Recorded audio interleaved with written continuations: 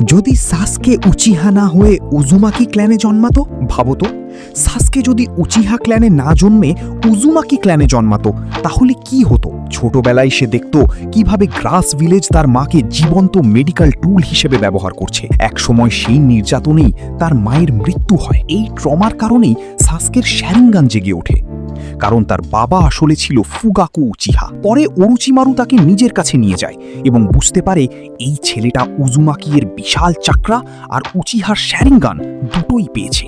বছরের পর বছর ট্রেনিং এর পর সাসকে শুধু শ্যারিঙ্গান নয়, স্নেক সিজ মোড, উজুমাকি চেইনস আর ওরুচিমারুর সব ক্ষমতাও নিজের করে নেয়। ফলাফল সে হয়ে যায় প্রায় অমর এক শিনোবি। যখন ইটাচি এর মুখোমুখি হয় তখন আসল গল্পের মতো কঠিন লড়াইও হয় না। সিজ মোড আর এটারনাল মাঙ্গেকিউর শক্তিতে সাসকে সহজেই ইতাচিকে হারিয়ে দেয়। আর তখনই সে জানতে পারে ইতাচি ছিল তার বড় ভাই।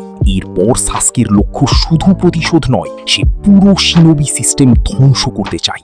স্কাল, তোমার মতে এই উজুমাকি সাসকে কি নারুটোর থেকেও বেশি শক্তিশালী হতো? নিচে জানাও।